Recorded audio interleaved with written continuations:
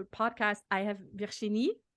So for people who don't know you, like, can you please briefly walk us through your story, like how you started, like how you got from France to Scotland, like what were your pivotal crossroads and the big moments that led you to where you today? Yeah.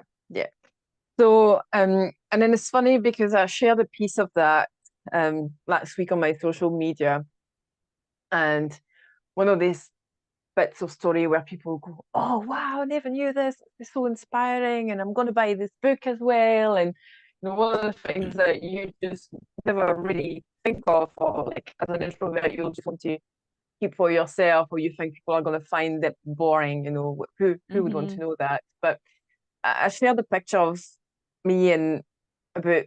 In fact, I've got it here.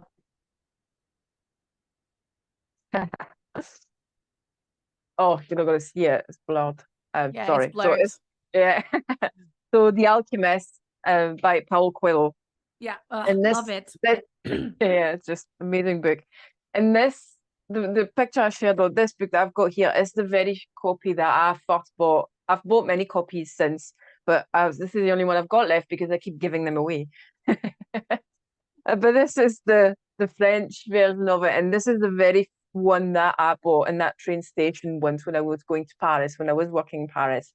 And time of my life, I was 20 years old, hated the job I was doing, didn't know what I was wanted to do. I wasn't in the right place in my personal life. And then I read this book, and then at the end of it, I just, this book really changed my life because I ended up buying a one-way ticket plane to Guernsey, tiny island in the Channel Islands.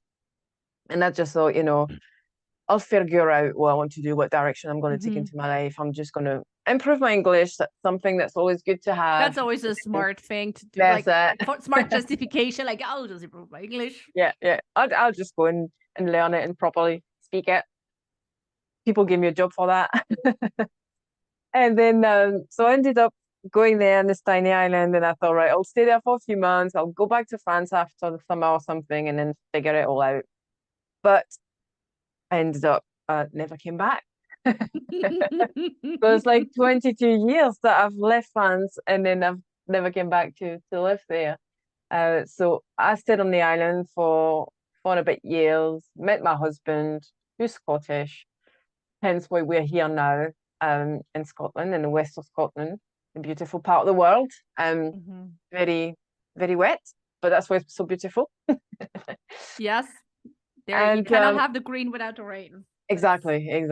So yeah, I got there and then done different jobs and ended up working for a life science company where, science and life science and biology has always been something that I've always loved, and it's kind of really been a huge interest to me. And again, just working a few jobs there, but at that point we had added 2 bambinos to our family. And then I got to a point where I was working as a project manager with biopharmaceutical companies, mostly vaccine producers all over Europe. So I was a mom of 2, working full time, traveling all over Europe, and I was trying to balance it all. And I was just stressed out, completely stressed out, overwhelmed. I was like saying, like, how did that go for you?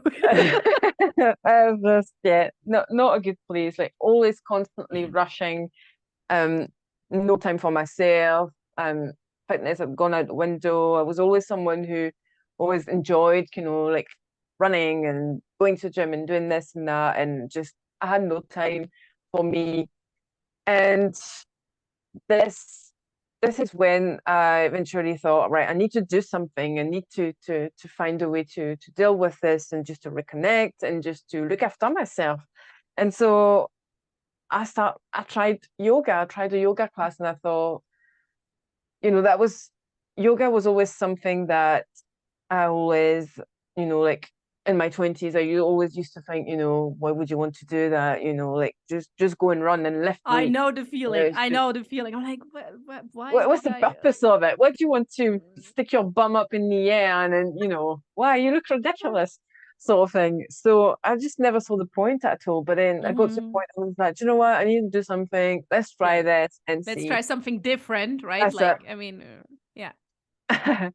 And then it just, I discovered how much it was impacting me, like mentally. It was like the mental and emotional side of things. How much more calm I was. I'm much more in control, and the the the um the clearer mind. It wasn't. I used to. So what I was started doing at that point was like getting up earlier, like early in the morning before everybody woke up, before the kids were up, and just take that half an hour, 45 minutes to myself and practice in my living room, do my breathing, do a wee bit of meditation in the end.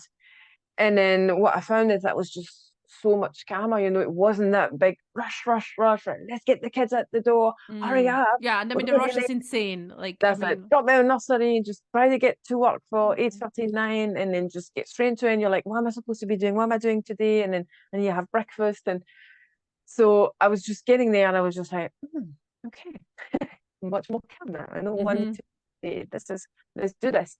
So, and obviously with this, just kind of this scientific background, and I love to understand how things work and why things happen a certain way. And I started digging and looking at the nervous system, try to understand why I was doing this, why I was feeling that way, why it had such an impact. And so the more I was reading and studying and discovering about it, the more I thought I need to share this with others, And it came to a point where I was almost all I was thinking about, will just be at work and doing my thing, and then I'll just go to the loo, and then my mind will just go somewhere else. I'll be like thinking about the next yoga practice, and I was even kind of started to imagine, how I would teach it, how I would speak. And so I thought, well, there's always this thing where the mind is like, what you're talking about. You've got a great job, great career prospect. This is a great company to work for. You've got the very logical side, and that's not it. to and not to dismiss it, right? It's a fair point, right? Like it is, even when you went to Guernsey, you're like, I really want to do this. That should be good enough reason, right? You really want to do it. But at the same time, your mind is like, oh, justification reason number 1, you can improve your English. It will look good on your CV, right? Like, it's so instant. Yeah. Yeah, you need that logical side. Like that move was definitely emotional. Like the move was really, it was a strong emotional drive, but like you say, you justify it and logically. So with that again, like emotionally, I was pulled toward doing this, that little voice inside. But then that logical side wasn't in agreement with that at all. It's like, no, look, come on. Why would you want to do that? But then eventually, when the little voice doesn't shut up, and it just becomes louder and louder. And then was there like a specific turning point where you're like, oh, I gotta trust my emotions on that now? I gotta trust the little voice now? Yeah, well, or was it just gradually building up? I think it was gradual, but it came to a point. I remember one day, I had clients coming for an audit actually, and when it was like this, when they were coming on site, it was my job to kind of organize everything and just welcome them and be there, especially that they were French speaking, so it always helped that I was there to translate and speak their own language. And I remember, so I was just, when it was like that, I always tried to arrive a little bit earlier than normal and enough time to settle and prepare the room and all that sort of stuff. So I was trying to rush, but my daughter, who was maybe 3 at the time, had our own agenda, right? Like kids do. Especially 3-year-olds. Like, I mean, mine exactly. is turning 4 in a couple of months. So yeah, like 3-year-olds. Yeah. Free will is amazing. Awesome. Love it. Yeah. So obviously she just decided she would not get ready, and then this turned into a proper tantrum, and then it was just steals, and And then it just escalated, and I lost it. I just started shouting and screaming, and then she cried some more, and then I took her into the car and stuff. And I just, as I was driving, and I was just like, what am I doing? Who is this person that I'm becoming? This is not the mother I imagined I would be. This is not the mother I want to be. This is not our fault. This is all my stress building up inside. This is all this pressure. And she's taking the brunt of it. You know, Yeah. she's And only a kind of like 3-year-old. mirroring back to you. Yeah, exactly. Like we just pick it up on this fight or flight, and then my heart rate pattern all over the place, obviously, like as being like a heart coherence coach now, I know all these things, but back then I didn't. So she was obviously feeding on that and reflecting and being wind up even more in that fight or flight response, because I was projecting that. And so it was just the half hour that it took to drive out to nursery. I was just crying my eyes out, thinking, what is that? Who am I? And I got to work afterwards, and then my colleagues were looking over at me a few times during the day, thinking, "Are you all right?" Kind of mouthing, right? Because we could see, obviously, it just tears were welling Yeah. up again at a point when I was just recalling what happened in that morning, and then all that all time that day, I was elsewhere. I wasn't really in my job, and I was just thinking, something's got to give there. Something's got to change. I can't carry on like this. This has to change. And so I guess that was probably another turning point there. This, like I said, there was this little voice for a while. It was building inside, but that what really pushed me to say, right, something needs to change. I'm getting pulled towards this. Let's try it. And then, so that was 4 years ago. Now I've left this job and then started this. And initially I was teaching yoga, and then it was just the point where I was exploring, really, because people come to yoga for all sorts of reasons, but I realized that the people that were coming to me were very much like me. I think, you attract, you tend Yeah. to So attract people like-minded that people. are like you. Yeah. Yeah. Exactly. So, and it was a lot about, managing their stress and their anxiety and giving themselves a break. A lot of them are mothers.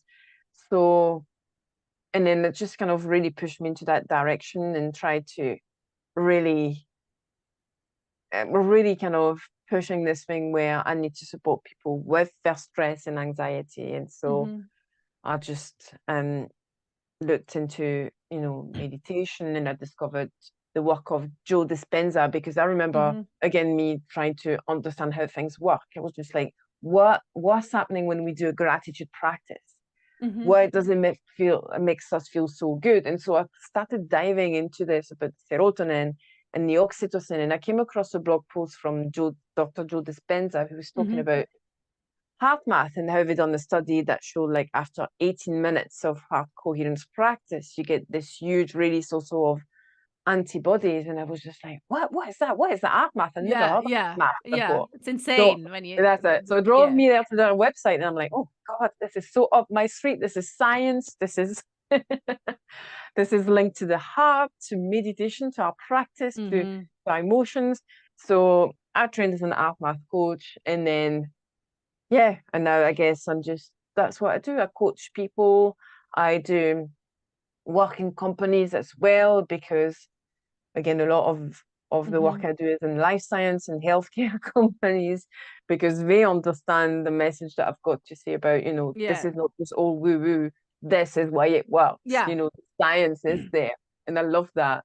So yeah, so I coach people one-to-one. I've got an online course that's just launched. And I go into companies and support their employees. I'll teach them how to get back to themselves, to rebalance themselves, to retune their nervous system so they can get back to the best version of themselves. Again, thinking back to me, it was about being the best I could be in my work and with my Yeah. children. That was so important. I hated that person I had become. I wasn't the mum I wanted to be. So it was all about kind of stripping all that stuff back and just getting back to who I truly was, and Yeah. build That's the resilience. thing. Yeah, and I love that you said like going back, right? Because I always feel there there's this notion of we have to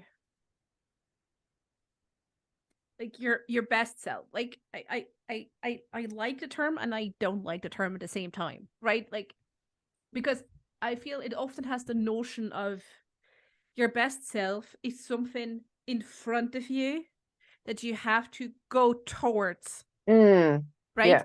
But I think it's not kind of like outside of you, in front of you, but it's inside of you Yes. for sure. And Mm. for most of us, who are now in like their like 30s, 40s, 50s, right? It's or even in your 20s, I suppose. Like your best self, your highest self, you were that at some point, Mm, right? And before I don't know, before everyone told you how you should be and how you should behave, and this is good and this is not good in social, in whatever social yeah. settings or in school or wherever. So it's kind of like the returning back to you, the returning home, where I'm like, I'd rather, so I really like that you said like going back, right?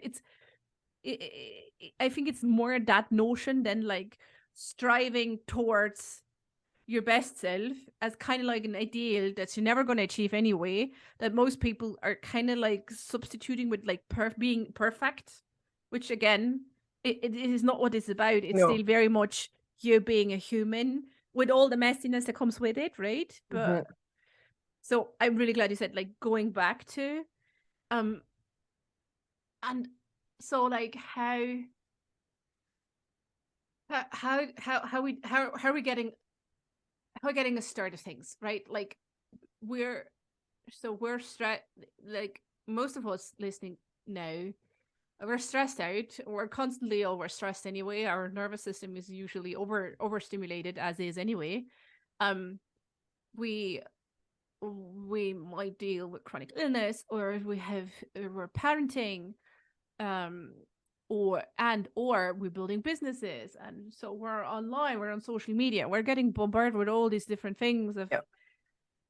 uh, how we should be and compare, and that's also stress, right? It's not just running around trying to get your kids to nursery, that's stress, Hmm. but there are different levels of stress. Yeah. Yeah. So how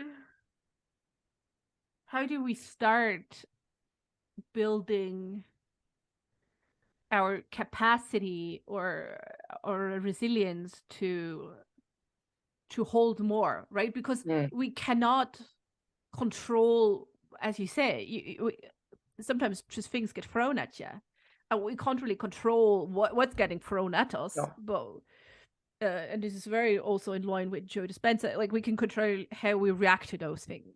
Yeah, So exactly. so I always say to my how do we clients, start? focus on controlling the controllables. We can never, and anything that's coming at us, we don't know. I mean, the only constant in life is change. Yeah. We hate it as human beings because we always need to see the next step.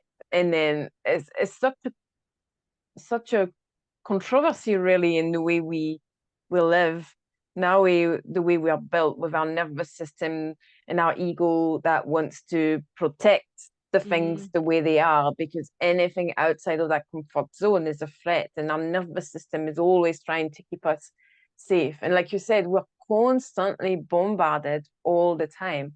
Our mm, nervous system was working really well, it was designed really well for humans 200,000 of years ago. But we've not had a yeah. system upgrade since then.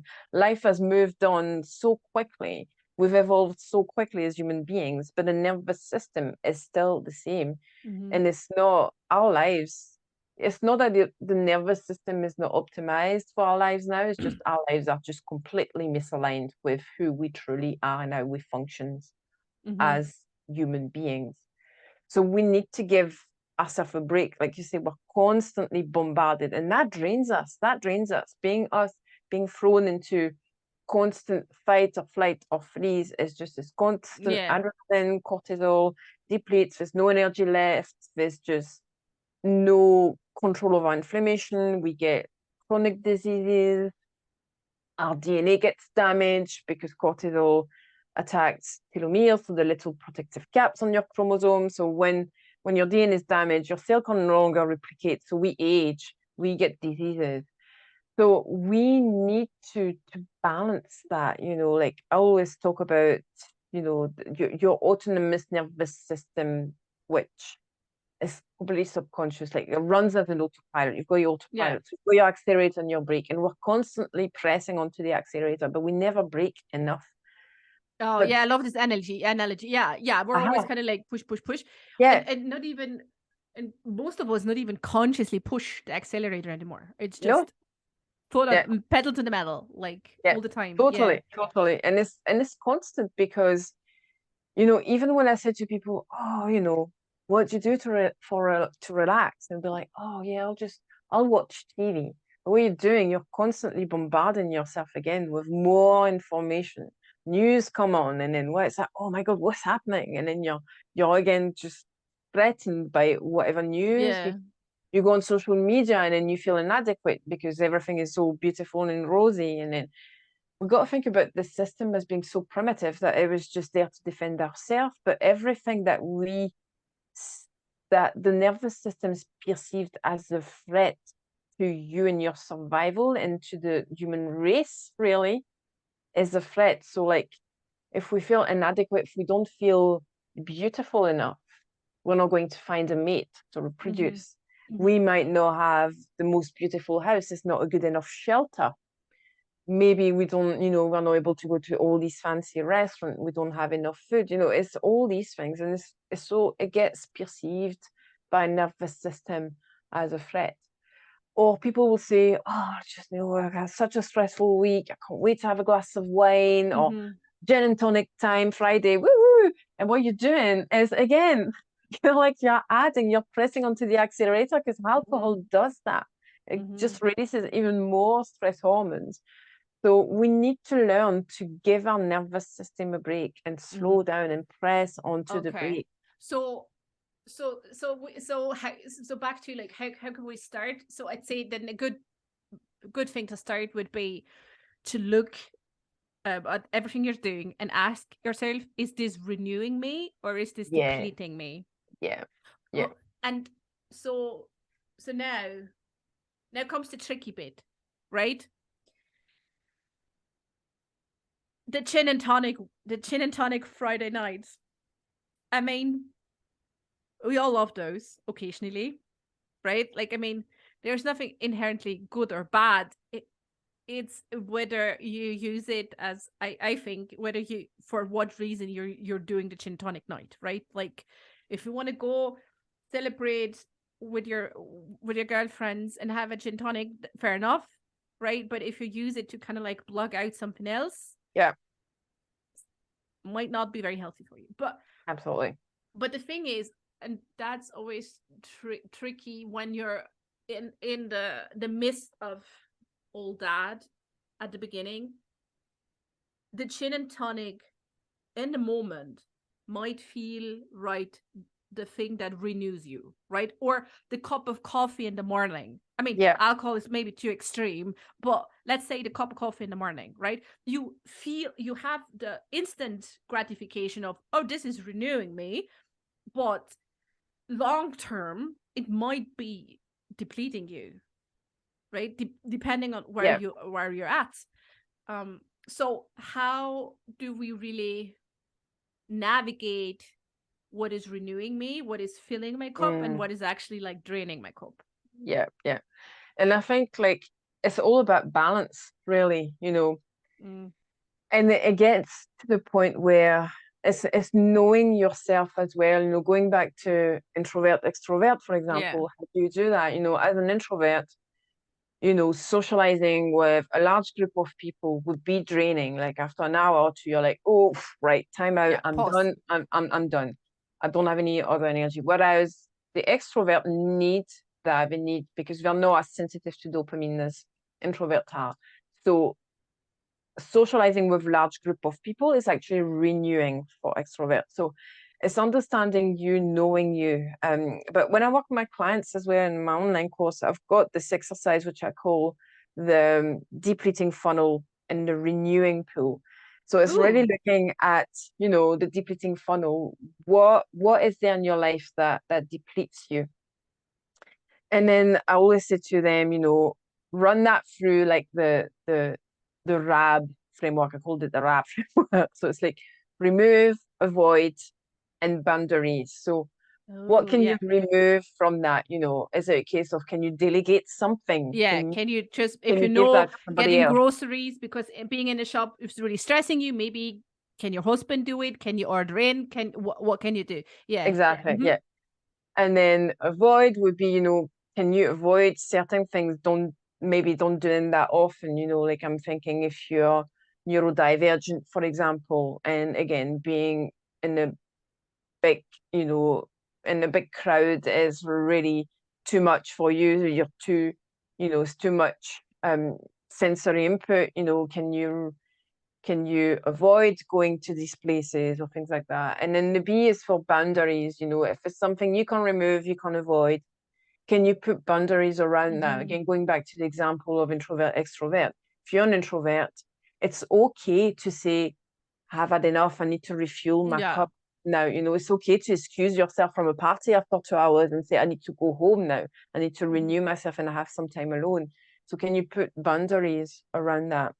And then the renewing pool is about seeing what in your life renews you, what really brings you love, Mhm. joy, calm, and peace, and all that sort of stuff. And use that really as a pool of asset that you can pull from. Mhm. Like, really, I need to renew myself. What can I take from that? Mhm. And when we go through this exercise, I tell them to kind of run that through the MA framework. So multiply, amplify, and add. So multiplying, how can you do these things more often? Mhm. Amplify, can you maybe like find a way to amplify those benefits? Can you even like bring two things together? I mean, I don't know if Mhm. you love, you know, again, you're an extrovert and you need the company being in a large group of people, but you also love being in nature. I don't know, find a walking group. Outdoor boot camp, outdoor yoga Yeah, class, yeah, yeah, whatever. Yeah. Or exactly. create one. Something like that. Yeah. Can you amplify that?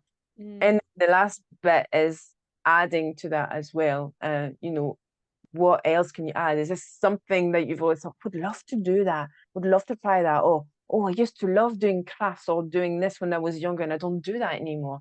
Can you bring that back into your life? Because these things are there to renew us. It makes us feel Mhm. good. Mm. So yeah, so it's a way, I guess this exercise there really is a way, like you said, about protecting your capacity. Remove, avoid, put Mhm. boundaries Mhm. around it, protect that capacity, don't get drained so much. And then it's refueling it. If you've taken away a wee bit of that capacity, refuel it with all these things that are just renewing you, that feel goods in your life. Yeah, I love both frameworks. I definitely see a lot of things where I'm like, oh yeah, I've been doing that, or yeah, or trying to build more, or avoid more, Yeah. um, and especially boundaries. I don't know. I don't know though. I see it.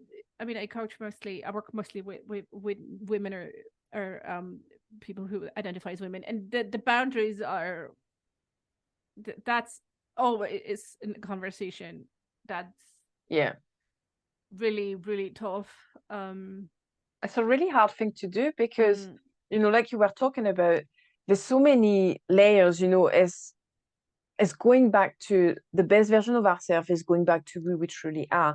But there's so yeah. many layers that have been added, you know, cultural expectations. You're a mom, you need to do Oh this, yeah, you and need to yeah, do this, exactly. you Like the role need to set cook of this food for definitions. your kids, and then you need to do this, and then you need to do that.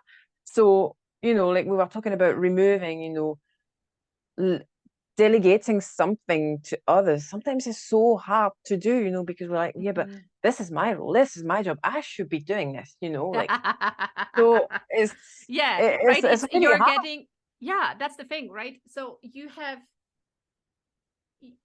your how you, I mean, now the sociology in me gets really happy, because we're like, ooh, we have this is really important to understand. So let's talk about this briefly. You have inter role conflicts, and you have intra role conflicts. So meaning you see yourself as a mom, and you have an image of how a mom should be that has been shaped by, I don't know. In my case, it was my image of a mom is I don't want to be like my mom, so that's how she shaped mine. But I mean, like No offense, mom.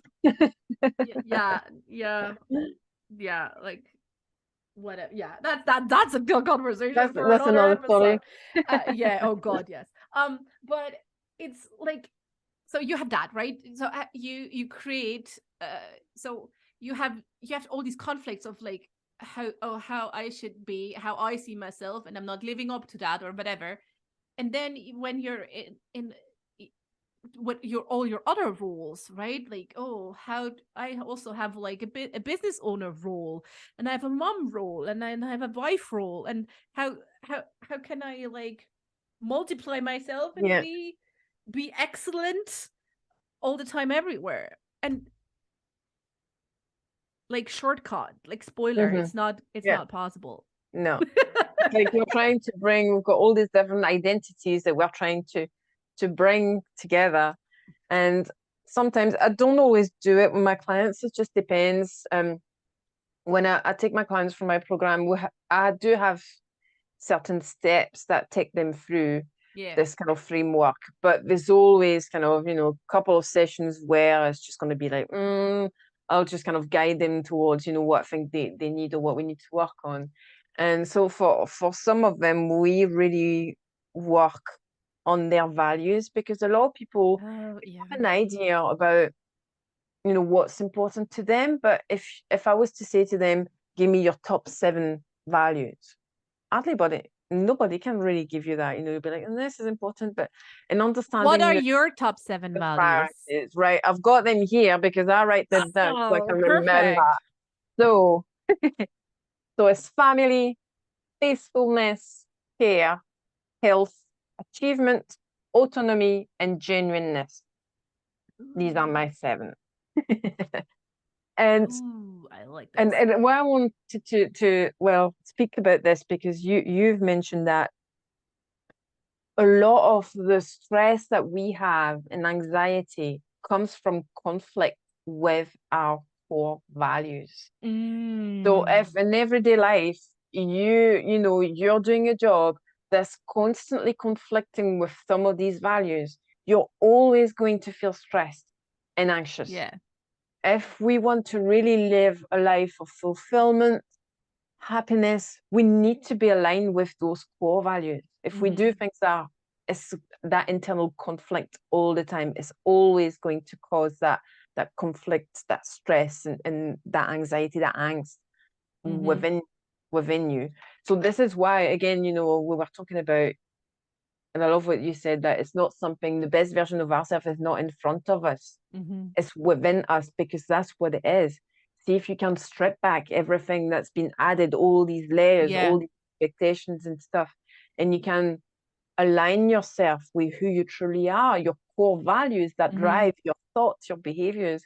See if you can live your life in alignment with these. Oh, I loved it. It's kind of like Marie Kondo, but for your life.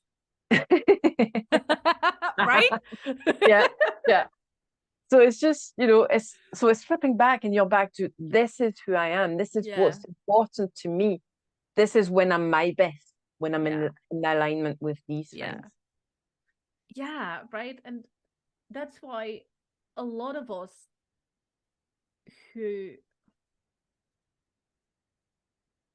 have think fondly of one or like of moments in their childhood of where they're like, oh, I don't know, I don't know, there were times where I was used to able to paint for hours at a time. So yeah, it's really like you're still able to, if you were able to do that at some point in your life. I mean, some don't bother ever. Like, I mean, my niece, she doesn't really care about painting. Like she's 5 now. She's like, yeah, like she colors, but it's not like right, and Yep. it's fine. But if you, as a child, if you were really into coloring, like you could, I mean, your parents will let you know if you were, um, then that's still in you, Yeah. right? It might not be color. It might now be, I don't know, working with clay or whatever, but it's still in you, right? It's Hmm. not something you kind of have worked towards to. Yeah. So Yeah. yeah. No, exactly. And then again, like this is when we do the exercise with depleting funnel and renewing pool with my Mm-hmm. clients, Mm-hmm. when we talk about the renewing pool afterwards, I talk to them about flow state. And what you've mentioned there, it Mm. really is that, because Yeah. when you are a child, you're doing something that you totally get lost into it and you lose track Yeah. of time and stuff. It's when you go into flow state. And if we reach that state, this is when we get release of anandamide, which is, and I love that they called that neurotransmitter that way, because ananda in Sanskrit, in the ancient yogic language that's used Mm-hmm. in yoga, it Yeah. means bliss. So it makes us feel Oh, it's a blessed blissful. state. Yeah, Yes. blissful. It, Oh, I it like just, that. yeah. Oh, that's the Just level of nerd I like. Yes. so we get anandamide, we get dopamine, which is Mm-hmm. obviously great to make us feel good, motivated, creative. All these Mm-hmm. connection happens within those neurons that are not Yeah, usually they're all functioning. firing in a good Yeah, way, right? yeah, Yes. yeah. And then you get serotonin and oxytocin in the other end of it. So just again, feeling content, fulfilled, happy, all kind Mm-hmm. of lovey-dovey. And we don't get into that state enough. And most of us, what we are doing is, because we've got so many things going on, we're always distracted. We multitask. We keep ourselves in that first phase of that flow state, which is called the struggle phase. And in that Mm. phase, we get adrenaline and cortisol pumped up. So can you imagine if you spend a day where you're just in that phase all the time, you're just pumping those Yeah, stress cortisol. hormones Yeah. Yeah, I know what's gonna happen. I'll constantly. be awake at 4 o'clock in the night. Yeah. And then you get to the end of the day and you're like, I'm shattered, I'm exhausted. And you know you've done loads, but you can't even feel like you've really done, and you Mm-hmm. certainly don't feel fulfilled at the end of that day. Mm-hmm. Whereas if you've let yourself go into that state of flow, then that feeling on the other So side are of there it two is states? Like the completely first different. is kind of like the really like the anticipation, adrenaline, cortisol, and then we move into So we can there's move like, into a flow state, or like walk us through this yeah, the states. so the flow state, there's like 4 phases to the flow Mm. state. When the first phase is that struggle phase, it Mm-hmm. usually, if you're going into flow, you're letting it go, if you're able to write it out, it usually lasts about 10 to 15 minutes. Oh, Um, that's not awfully long. Like, no, it's not. No, it's not long at all. But this is when we tend to get distracted. So you'll sit down to do something you know you have to do, and you'll pick up your phone. You look mm, at something else, the notification. Oh, this okay, is so we going just up. have to write it out for like 15 minutes. You've got to write it out, stick in it, and it's uncomfortable. The way I often explain it is when you go for a run or you go and do some cardio at the gym, and then you're Yeah, looking at the time and you're like, what is that? Oh, like 8 minutes. I could stop now. I'm done. But once you pass that, and then yeah. it becomes Once easier, you and put then the on your time, trainers and once you're out the door, you're done, right? It's yeah, I think that basically the whole premise of Mel Robbins' book, The 3 Second Rule. If you're decided doing something, you just got to do it in like 3 seconds, yeah, and then you just yeah, it's yeah. done. Otherwise, that's it. So that lasts about, yeah, 10 to 15 Mm-hmm. minutes. Ooh. Then we get into the release phase where you've got a release of nitric oxide, and nitric oxide helps flushing out the stress hormones. So it flushes it out. Ooh. I'm Yeah. flying here. Um, we can release nitric oxide. Nitric oxide is released in our brain when we meditate. It's also released by our sinuses. So if we were to do, for example, like a bee breath practice, so Or Brahmari if we tap. Pranayama. Yeah, if we tap, that's just, Mm. and breathing in and out through the nose is really Mm-hmm. important, and not through the mouth to do that. So it helps release nitric oxide as well. So that Mm. flushes out your stress hormones. And then we get into that flow state. And so flow state generally, this whole cycle lasts about 90 minutes for most adults. some people can go longer. I know I can be in flow state for a lot longer because I'm an introvert and I'm not so sensitive to dopamine, so I can keep going a little bit longer. Extrovert tends to be a bit shorter. So we get that anandamide, the dopamine release in that flow state. And then once we've exhausted that, we get into what's called the recovery phase, which is when we get the serotonin and the oxytocin, and we're like, this feels good. Yeah, which just makes us kind of like drowsy, yeah, and that's sleepy, like in a good way, right? Like the way you feel tired after like a good day's work or something. Like you're like, yeah, relax. that's slow it. down. That's Yeah. exactly it. Yeah. Yeah. Okay. Oh, I get it. Mm. Yeah, and it's interesting. Let's. I mean, sorry. That's like the I don't know, mental bracket open. Like I was just kind of stunned when you said like, oh, the first phase kind of like 8 to 10 minutes. And I'm like, oh, that's like now logically, yeah, that's not too long. We should be able to get a handle on that, right? But I mean, when you're in the moment, right? Those fucking 10 minutes feel like fucking forever. Yeah, they do. And that's the whole thing of like the whole concept. If you're into manifestation or and all those sorts, or Joe Dispenza, I feel it's also connected very much to the concept of time and the term of time bending, right? Like how time is not something straight, right? If you're in the first phase, time will feel like forever, like it's dragging on, and then you're in your flow space. It's like, yeah, time's gone, that's right? it. So there's a mental bracket closed. Mm.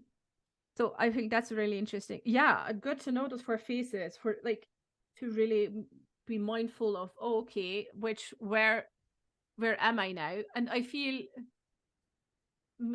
I agree. Loads of us are in phase 1. Oh, way too much. But then we there are a lot of us who are doing the work, some of the work, and then we get into phase 2 because we know we have to like decompress, de-stress, whatever. So I feel more like I know how I can get. It doesn't work always. It doesn't work so well every day, but I know how I can get myself from phase 1 to phase 2. So what is the crucial, like, is there something crucial how to move from phase 2 to phase 3 that most people like aren't like aware of? What would you say? Like from the release to the flow state. Yeah. Like, yeah, no, Like, I mean, there's no. you know, like you have a stressful day. Like, I mean, just talking from my experience, right? I mean, I have a stressful day. Then I know at the end I'll feel much better if I do. For me, yoga is very much a thing in the morning for me. It's not an evening thing for me. I would do like a guided hypnosis, for example, in the evening. That's like my jam. So I do that, and then I feel more relaxed, but not necessarily in a flow state. Well, obviously, of course, I mean, it's 9 o'clock in the evening, so I'm not gonna paint now, but maybe I would. I don't know. But is there something, or is just, again, this is me. I need to know the next step to get into that flow space. Oh, we're so bad. Yeah, so flow state is it's a little bit different from what you're describing. So, I mean, flow state generally, you can only have 1 or 2 during the day. Like otherwise, okay. So they're really peak.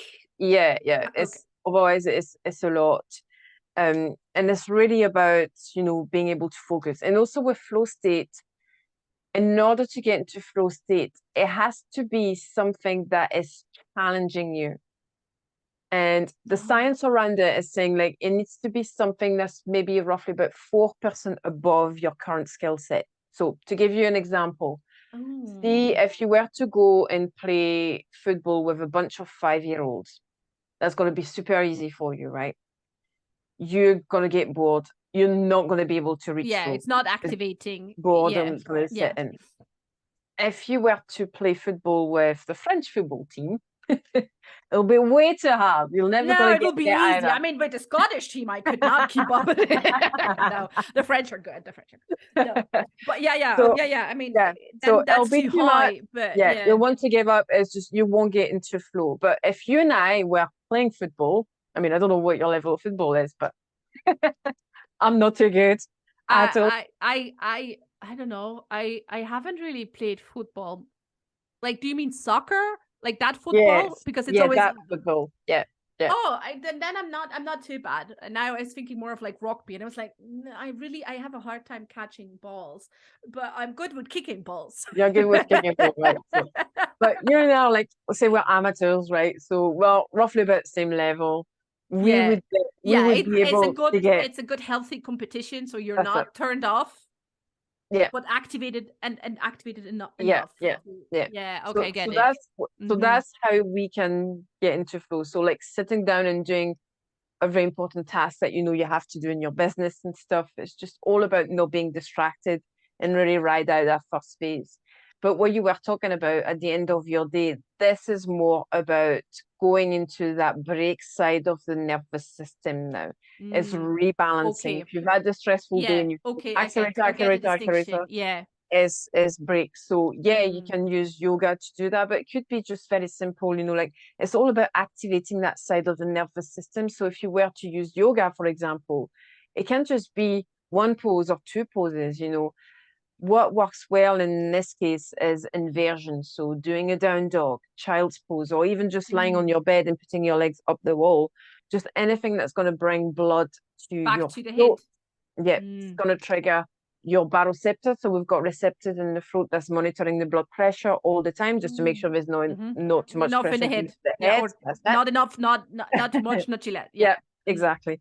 So when when the rise of blood pressure to the head is detected, it triggers the brake response because the nervous system, you know, there's those two sides, but it affects your entire body and your mind. You know, it's just so it's going to open up your arteries to drop your blood pressure, so you're going to start to feel relaxed, and so that's the way you could do it. Other easiest way is through the breath because the breath is such breath work.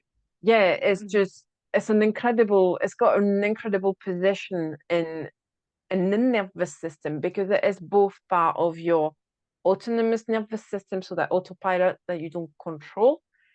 Right now you're breathing, you don't have to think about it. But it's also part of what we call the somatic nervous system, the one we control. So you can choose to change your To do pattern, to deep belly hold your breath. breaths Yeah. or Yeah. So with that, we're able to affect directly our autopilot through the breath. So any breath work, anything that's going to extend that exhale, because when we breathe out, this is when the break comes on. With every break we take, every breath that we take, accelerator and every break. breath I take. Yeah, Sorry, yeah, I had to. I mean, you served it on a silver platter. Like, I mean, so no. yeah, so with every breath, we activate the accelerator and the brake. When we inhale, it's the accelerator. When we exhale, it's the brake. So if you think about how much time you spend into that accelerator mode, Yeah. try to brake as much as you can. So long exhale again, deep breaths. Rectangle breathing, which is the one that a lot of my clients love, just kind of following the shape of a rectangle as you breathe in the short side, breathe out the long side, and then that was actually something I only learned fairly recently. I think last year I was watching a master class. You know, you can do like the master classes with the celebrities. Okay, yeah. And there's masterclass.com or something. I don't know.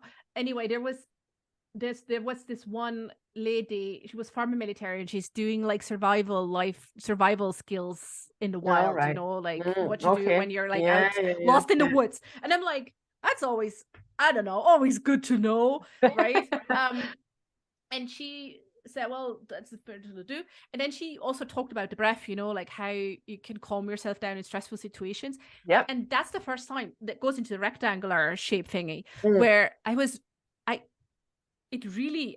had it explained like this, that you need to breathe out longer than you breathe in to calm your body. I'm like, why isn't that taught in like kindergarten? I know. Yeah, Like, these I things are mean, so I, simple. That's what I always say. Doctors I, should tell us to do that when, yeah, you I know, mean, I don't know. Did I really have to become like 36 years age to for the first time, have it really not implied or blah blah blah, but really explained and said out loud, you have to breathe out twice as long as you yeah, breathe in to yeah. calm down. I'm like, Hmm. so I Yeah, really like the rectangular shape, right? Because you have one side that's shorter and one side you're longer. yeah, So you're naturally doing that. Yeah. yeah, exactly. Oh. Okay. And this is So such a great tool as well, because if you are like in the moment and you're really stressed out about something, just to focus on the shape, it really allows your mind to focus on something else also, that whatever is yeah. bothering you as Yeah, well. which So is it's, always good to keep yes, the mind busy with exactly. following the rectangular shape and not like some kind of bullshit story you're telling yourself about why this is now making you a bad mom or a bad person or a bad whatever. Yeah. Ooh, I Yeah. really like this. So, hey, like, I have one more thing I want to explore, Yeah. with you, and that's goes back to the very first thing we've kind of talked about, like the need to know the next step, Mm. right? Um, and I think it just ties in so beautifully, right? What I've said, right? I mean, I wanted to know what is the next phase? How can I get the next phase? Like, oh, shut up, right? um, and like the whole justification of, and then again, I think it ties very beautifully into The Alchemist by Paulo Coelho, right? I mean, one of the key themes, if you don't know the book, so it's kind of like a tale that shares Santiago's personal experience, and he has visions and he follows the visions, and it kind of like leads him back to a treasure. I'm not gonna spoiler now, but he No, follows the no. vision to find his treasure, right? So basically, I feel one of their four key themes in that book. One is like following your dreams, taking risks, learning from failure, and then like trusting the journey, right? And I think Yeah. that ties really beautifully in with how our need to know the next step. How can we kind of like release that and start trusting the journey, right? The journey we're on as a human, the journey we're on in a business, and it's very much scenic route theme here. Mm. Um, how can we start releasing the need to know for the next step, and how can we start trusting our journey? Yeah. Yeah. It's just kind of like the book is just, it's trusting that next step, and just taking that next step, and just the rest will follow. Like, you know, human beings, and that's the whole, paradox of the thing is, the only constant in life is change. It changes Mhm. all the time. Yeah, Every day is different. Seasons change. We've got to reinvent ourselves all the time, creating this new identity all the time. Like, we are the sum of our habits, but our habits change all the time. Throughout the year, our habits change all the time. Now we're going into spring. yeah, we're Lights are get outside more. It's just Yeah, natural. You yeah. Well, might just eat more salads in the summer, more soup in the that's winter. it. Like Yeah, yeah, habits change, we create new identity. So we're constantly changing. And nothing is certain anyway. I mean, the only thing that's certain in life is death. yeah, That's the only thing we know yeah. that's gonna happen for sure. So, once you think about that, again, it's about controlling the controllables.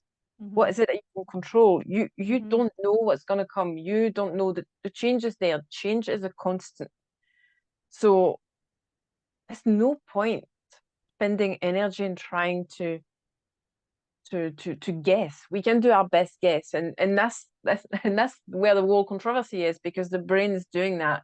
The brain is constantly Yeah, predicting yeah. stuff What to if? keep What you, if? What if? What if? Then I exactly, am prepared for this to, emergency, that yeah, crisis, to keep that, you alive, right? It's just like this and that's thing. good, right? I mean, there's We need a that. few many times where this helps you to act faster in an actual crisis or in an emergency, but we have the tendency to do it regardless all the time. Yeah. It's a negative bias. And like you say, we need it, because if we thought everything's going to be happy and positive at the end, we'll take too many risks and we'll probably be dead by now. And now probably won't be. Exactly. Like if you're too blue-eyed or like, oh, carefree. And I feel that has been also something that has been taught us, right? Like you have to be smart, street savvy, you have to be prepared, you have to be right? So you're not getting put under the bus or whatever. So this is very much also in line with, I think, a lot of the things we heard growing up. Yeah, no, absolutely. And we have got to listen to that to an extent, but this is where we can ask ourselves the question, is it really serving me right now? Yes. Is it really an anxiety thing where your brain is like, what if, oh my goodness, is it really gonna happen? Is this feeling that I'm having now, those thoughts, are they really serving me right now? Or is it just, again, just a made up thing? It's just, and again, it's going back to calming ourselves down. So we're not in that fight or flight state. So we're not driven by we're actually able to brain. To feel the present, right? The present, right? When you're in a state of shock, trauma, or flight, like you're not. Yes, you're very much present, but it's not. You're not. You're not present. It's right? The primitive you. The primitive you. Exactly. Yeah. Thank you. So you kind of need to relax, calm down, whatever, to be in to where you come back to a state of being present, so you can be aware of all those things. Yeah, no, exactly. And again, it's about applying the brakes, so you can come back down from that fight or flight and be back and having that harmony again into your three brains, like the primitive, the emotional, and your rational brain. And also connecting to the heart. It's an exercise I do sometimes with my clients, and it's great to do whatever you're at, like if it's for your personal life or it's for your business, or if you're a people manager or leader and leading an organization.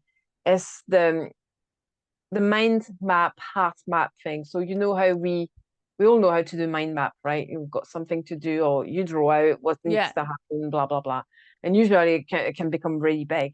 But when we can calm ourselves down, when we can connect to our heart, practice heart coherence, make sure our nervous system is in that perfect balance, and we can really get into that coherent state through the heart that kind of brings coherence in all of the systems of the body and the mind. And then we do that exercise where we're just doing that again, but from the place of calm and peace in the heart. So that's we're doing the heart map. Yeah, it becomes completely different. And it's so, usually you look at it, you're like, this is so much more simple. It's just so you're realizing that doesn't really matter at all. Yes. Yeah. Yeah. Again, it's like Marie Kondo, but for your life. Oh, I love this. Thank you so much for sharing this exercise. And also like the sorry, the other exercises with us, depleting funnel and the pool. I really love those. I'm so glad we got to talk about it and share it with everyone who's listening. So I have, tell me, where can people find you online, where you hang out? So people can read more about you and learn more about you. So on socials, Facebook and Instagram, at Clan Wellness. I'm not so much on Facebook, I'm more on Instagram, but I'm very, very active also on LinkedIn. So people can find me there at Virginie Ferguson. And website, I've got two websites, but if you go to clanwellness.com, and if you were to look at just the coaching, for example, it would lead you to my other website, which is Resilience for Modern Life. So clanwellness.com or Resilience for Modern Life. HeartMath.com. That's where you'll find me. Perfect. Thank you so much. We'll, of course, link it also in the show notes. So Mhm. I have always one last questions for my guests. I'm not sure if we already have answered this question, so let me know. And the question is, what book are you currently reading? Oh, I've just started one last night Oh, called Dopamine Nation. Dopamine Nation. Yeah, Ooh, that yeah. sounds intriguing. Dr. Anna Lemke, I think her name is. Yeah, I will also gonna link it in the Scenic Psychologist. Roots Yeah, library. yeah. Um, oh, Dopamine Nation. That's Mhm. gonna put that on my to read pile. Virginie, merci beaucoup. Thank you De so much rien. for being on the Scenic Root podcast with me. It was a Mon great plaisir. joy. No. Talk soon.